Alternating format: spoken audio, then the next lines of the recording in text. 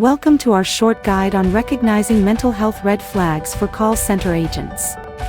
In the high-pressure world of call centers, it's crucial to pay attention to signs that may indicate emotional distress. In this video, we'll explore 5 key red flags that can help you or your colleagues identify when it's time to seek support and prioritize mental well-being. Let's dive in. 1. Mood and energy shifts. Watch for sudden mood swings and persistent fatigue as signs of emotional distress. 2. Sleep and concentration. Note disruptions in sleep patterns and difficulty concentrating as indicators of stress. 3. Social withdrawal. Be concerned if you start avoiding social interactions and isolating yourself from others. 4. Physical and behavioral changes.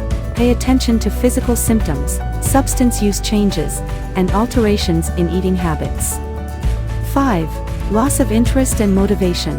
Recognize a diminished interest in activities, hobbies, and work, which may signal emotional struggles. Recognizing these mental health red flags is the first step, but what can you do when you notice them?